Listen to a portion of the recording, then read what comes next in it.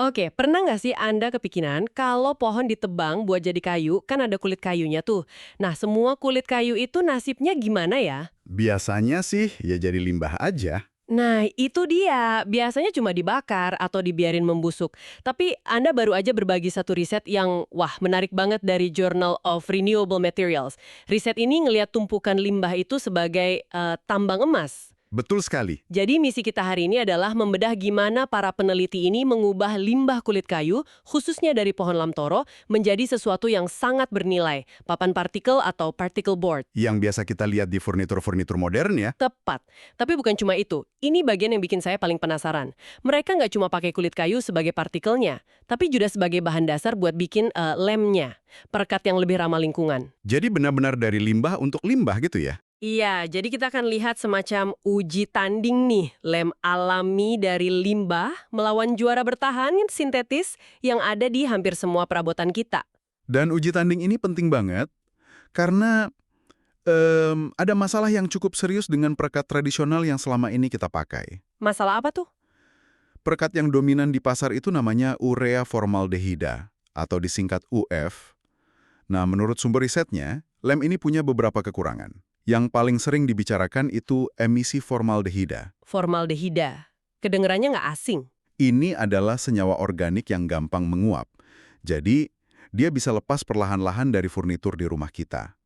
Kalau konsentrasinya tinggi atau paparannya lama, ini bisa bikin iritasi dan, ya, masalah kesehatan lainnya. Wah, tunggu dulu. Berarti lem yang ada di rak buku atau meja saya di rumah ini bisa ngeluarin gas yang nggak bagus gitu. Secara teknis, iya. Meskipun kadarnya di produk-produk modern itu sudah diatur dengan sangat ketat, tapi potensinya tetap ada. Oke. Selain itu, ada masalah yang lebih besar lagi. Perekat UF ini dibuatnya dari gas alam dan produk minyak bumi. Oh, jadi dari fosil ya sumbernya? Betul, dari sumber daya fosil yang nggak terbarukan. Artinya, kita bergantung pada sesuatu yang terbatas, dan proses produksinya sendiri ya punya jejak karbon yang signifikan. Makanya, para ilmuwan di seluruh dunia itu berlomba-lomba cari alternatif yang lebih hijau. Oke, jadi masalahnya jelas ya. Lem standar itu kurang ramah lingkungan dan berpotensi kurang ramah juga buat kesehatan kita. Terus apa dong alternatifnya?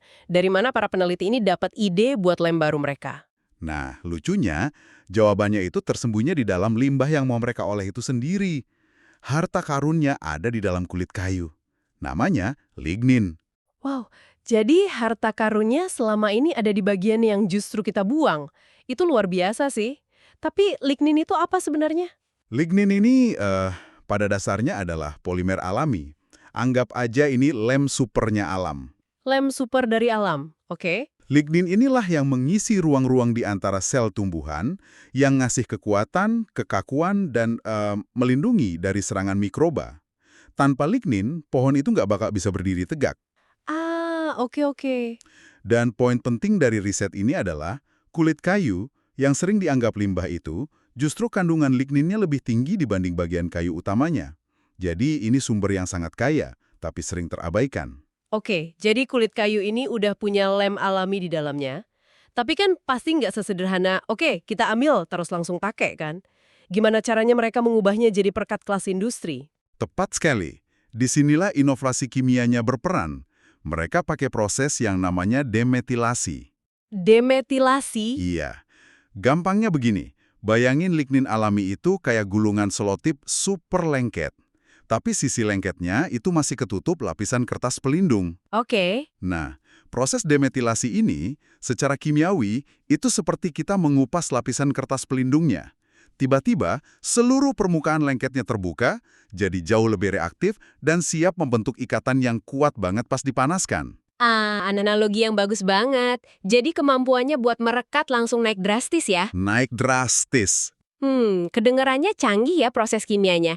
Tapi ini mahal nggak sih? Maksud saya, realistis nggak kalau mau diterapkan buat skala pabrik gede? Itu pertanyaan yang bagus banget. Riset ini memang belum sampai ke analisis biaya yang detail ya, tapi ini kan langkah awal yang krusial. Bener juga. Tentu, teknologi baru sering butuh investasi awal. Tapi kalau kita lihat gambaran besarnya, potensinya luar biasa. Kita pakai bahan baku yang pada dasarnya itu, ya, limbah gratis. Dan kita menggantikan perekat berbasis minyak bumi yang harganya fluktuatif. Dan pasti akan terus naik. Betul. Jadi dalam jangka panjang, ini investasi menuju proses manufaktur yang lebih mandiri dan berkelanjutan. Apalagi bahan bakunya, pohon lamtoro itu dipilih karena tumbuhnya cepat banget dan gampang didapat. Oke, masuk akal. Jadi, setelah lem super dari lignin ini berhasil dibuat, saatnya diuji. Uji tanding dimulai. Di satu sudut, sang penantang baru, perekat lignin. Di sudut lain, juara bertahan, perekat urea formaldehid. Benar. Para peneliti melakukan perbandingan yang sangat terkontrol. Mereka bikin papan partikel ukuran 320 kali 320, tebalnya 10 mm. Oke, Partikel kulit kayunya sama. Satu set papan dibuat pakai perekat lignin baru ini, dan set lainnya dibuat pakai perekat UF standar. Dua-duanya lalu dipres panas di suhu 175 derajat Celcius selama 7 menit. Oke, pertarungan dimulai. Ronde pertama, tahan air. Ini penting kan? Nggak ada yang mau mejanya langsung melembung cuma karena ketumpahan kopi. Gimana hasilnya? Hasilnya ini menarik dan banyak nuansanya. Secara umum, kualitasnya bisa dibilang mirip, tapi ada bedanya. Oke. Waktu direndam di air selama 24 jam, papan yang pakai lem lignin itu menyerap air sedikit lebih banyak, sekitar 137% dibanding papan UF yang cuma 125,75%. Wah, tunggu. Kalau lebih banyak nyerap air, meskipun bedanya tipis, bukannya itu kelemahan ya? Apalagi kan di Indonesia udaranya lembab banget. Apa gunanya papan kuat kalau gampang rusak kena lembab? Pertanyaan Anda itu tepat sekali, dan ini menunjukkan pentingnya kita melihat data secara utuh. Memang benar, untuk kondisi ekstrim seperti terendam air, perekat UF sedikit lebih unggul. Tapi, penelitian ini juga mengukur stabilitas dimensi di kondisi kelembaban udara normal. Ini kan yang jauh lebih relevan untuk furnitur di dalam ruangan kan? Iya juga sih. Dan disinilah hasilnya berbalik. Papan lignin justru lebih stabil. Tingkat pengembangannya saat kena udara lembab itu lebih sedikit, hanya 9,93% dibanding papan UF yang 10,01%. Oh, jadi lebih nggak gampang melengkung ya kalau di kondisi biasa? Tepat. Bedanya memang kecil, tapi ini menunjukkan dalam penggunaan sehari-hari, papan lignin ini lebih stabil bentuknya. Jadi, ya sedikit kalah pas basah kuyup, tapi sedikit lebih stabil di kondisi normal. Pilihan karakteristik ya, tergantung mau dipakai buat apa. Menarik. Oke, lanjut ke ronde kedua, mungkin yang paling penting, kekuatan. Seberapa kuat sih papan baru ini? Nah, di sini papan lignin benar-benar unjuk gigi. Ada dua ukuran utama buat kekuatan, kekakuan dan kekuatan patah. Oke? Untuk kekakuan, mereka ukur pakai Modulus of Elasticity atau MOE. Papan lignin menunjukkan MOE yang jauh lebih tinggi, 522,67 megapascal, papan UF hanya 385,03. Wow, itu kan naiknya signifikan banget ya. Lebih dari 35% lebih kaku. Biar gampang dibayangin, itu artinya apa ya di dunia nyata? Artinya, kalau kita bikin rak buku dari papan lignin ini, rak itu bisa nahan tumpukan buku yang jauh lebih berat sebelum dia mulai melengkung di tengah. Ah, oke. Jadi lebih kokoh ya? Jauh lebih kokoh dan nggak lentur pas ditekan. Ini perbedaan performa yang sangat praktis dan bisa dirasakan langsung. Luar biasa. Tapi apa ada kekurangannya di sisi kekuatan? Ada yang dikorbankan nggak buat dapat kekakuan ekstra itu? Ada, tapi kecil. Mereka juga ukur modulus of rupture, atau kekuatan patah, dan internal bonding, atau kekuatan ikatan antar partikel. Nah, di dua parameter ini, nilai papan lignin sedikit lebih rendah. Sedikit lebih rendah. Iya, ini menunjukkan kalau perekat UF itu menciptakan ikatan antar partikel yang sedikit lebih kuat. Jadi butuh tenaga sedikit lebih besar untuk mematahkannya. Jadi ikatannya sedikit lebih lemah. Seberapa sedikit ini? Apa ini berarti kalau saya nggak sengaja benturin kursi dari bahan ini ke dinding, papannya lebih gampang pecah gitu? Kemungkinan besar enggak. Perbedaannya sangat tipis, dan kayaknya nggak akan terasa dalam penggunaan normal. Ini lebih ke data teknis yang penting buat insinyur material untuk perbaikan ke depannya. Oke, oke. Mungkin bisa dibilang papan UF sedikit lebih tahan benturan keras yang tiba-tiba. Tapi untuk menahan beban statis, papan lignin jelas lebih unggul karena kekakuannya itu. Jadi kesimpulannya, lem lignin ini bukan alternatif hijau yang performanya pas-pasan ya? Sama sekali bukan. Ini penantang serius yang sangat kompetitif, bahkan unggul dalam aspek kekakuan yang sangat penting itu. Oke, mereka sudah membuktikan lem baru mereka ini ampuh banget. Ini bikin saya penasaran, apa performa papan ini murni karena lemnya? Atau partikel kulit kayunya sendiri juga ngaruh? Maksudnya, kalau partikelnya digiling kasar atau halus, hasilnya bakal sama aja nggak? Ini pertanyaan selanjutnya yang ingin dijawab para peneliti. Sebuah langkah optimasi yang cerdas banget. Dan jawabannya? Jadi, jawabannya berdasarkan data mereka adalah ukuran partikel itu sangat-sangat penting. Mereka bikin 3 jenis papan lagi. Semuanya pakai lem lignin, tapi dengan 3 ukuran partikel kulit kayu. Halus, sedang, dan kasar. Terus apa yang mereka temukan? Mereka menemukan ada hubungan terbalik yang sangat jelas antara ukuran partikel dan kekuatan papan. Semakin halus partikelnya, semakin kuat papannya. Oh ya. Papan dengan partikel halus punya nilai MOE atau kekakuan tertinggi, 523 megapascal. Sementara papan dengan partikel kasar, nilainya anjlok jadi cuma 238 megapascal. Hah? Turun sampai lebih dari setemarnya. Itu kan jauh banget bedanya. Itu seperti bikin dua material yang beda total cuma dari ngubah ukuran gilingan partikelnya. Kok bisa gitu? Alasannya ada di luas permukaan. Coba bayangkan, Anda mau merekatkan tumpukan kerikil versus tumpukan pasir dengan jumlah lem yang sama. Oke. Pasir, karena partikelnya halus banget, punya total luas permukaan yang jauh lebih besar. Artinya, lem bisa menyentuh dan mengikat di lebih banyak titik.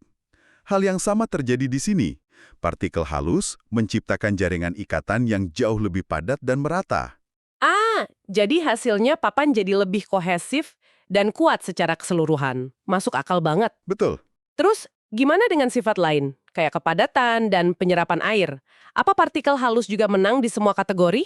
Nah, di sini ada hasil yang sedikit unik. Ternyata, partikel ukuran sedang yang menghasilkan papan paling padat. Oh, bukan yang halus. Bukan. Tapi anehnya, papan yang paling padat ini juga yang paling banyak menyerap air. Loh, kok aneh ya? Saya kira justru sebaliknya. Yang padat harusnya lebih susah nyerap air, kan? Risetnya nggak menjelaskan secara rinci kenapa, tapi kita bisa berspekulasi. Mungkin kombinasi ukuran partikel sedang itu menciptakan struktur pori-pori internal dengan ukuran tertentu yang sangat efektif menarik air lewat aksi kapiler. Oke. Sementara itu, papan dengan partikel kasar, ya seperti dugaan, mengalami pengembangan ketebalan paling besar pas basah. Ini karena strukturnya lebih berongga, banyak ruang kosong besar yang gampang diisi air. Oke, jadi kesimpulan utamanya dari bagian ini tetap kalau mau papan yang paling kuat, Kuncinya adalah gunakan partikel kulit kayu yang digiling sehalus mungkin. baik, mari kita rangkum apa yang sudah kita bedah sejauh ini. Jadi, intisari utama yang bisa Anda ambil dari riset ini adalah limbah kulit kayu yang sering dianggap sampah itu ternyata menyimpan potensi luar biasa. Betul! Dia nggak cuma bisa jadi bahan baku utama papan partikel, tapi juga sumber untuk perekat ramah lingkungan yang menyatukannya. Dan perekat berbasis lignin ini terbukti bukan cuma konsep ya. Bukan, dia penantang serius bagi standar industri berbasis formaldehida. Kinerganya sangat sebanding, bahkan lebih unggul dalam hal penting seperti kekakuan. Dan terakhir kita belajar bahwa dalam menciptakan material baru ini detail itu penting banget. Ukuran partikel bahan bakunya secara dramatis menentukan kekuatan produk akhir. Semakin halus, semakin kokoh. Tepat. Dan kalau kita hubungkan ini ke gambaran yang lebih besar, penelitian ini sangat relevan dengan gerakan global menuju ekonomi sirkular. Iya. Ini contoh sempurna bagaimana industri perkayuan bisa mendesain ulang prosesnya. Mereka nggak lagi cuma menghasilkan produk utama yaitu kayu dan produk sampingan yaitu limbah. Tapi mereka menciptakan sebuah siklus. Limbah diubah jadi produk baru yang bernilai tambah. Jadi nggak ada lagi yang namanya sampah ya? Tepat. Ini nggak cuma mengurangi sampah, tapi yang lebih penting, mengurangi ketergantungan kita pada bahan kimia berbasis fosil yang melepaskan senyawa berbahaya ke lingkungan dan rumah kita. Sebagai penutup, kami ingin meninggalkan Anda dengan satu pemikiran untuk direnungkan. Studi ini kan fokusnya spesifik banget ya. Satu jenis kulit kayu dari satu spesies pohon yaitu Leucaena leucocephala. Ini seperti baru membuka satu pintu di sebuah lorong panjang yang pintunya masih banyak yang tertutup. Maksudnya, Coba bayangkan, betapa luar biasanya keanekaragaman pohon di seluruh dunia. Sifat-sifat unik apalagi yang mungkin tersembunyi di dalam kulit kayu dari spesies lain. menarik. Mungkin Kulit kayu dari pohon eukaliptus di Australia bisa menghasilkan perekat yang secara alami tahan api. Atau mungkin kulit kayu dari pohon jati di Indonesia yang terkenal kuat itu mengandung lignin dengan struktur kimia yang bisa menciptakan tapan yang lebih tahan air. Potensinya nggak terbatas. Dan semuanya hanya menunggu untuk ditemukan? Betul, menunggu ditemukan dan diubah menjadi generasi material berkelanjutan berikutnya. Ini bukan lagi sekedar soal daur ulang, tapi soal penemuan material masa depan dari sumber yang selama ini kita abaikan.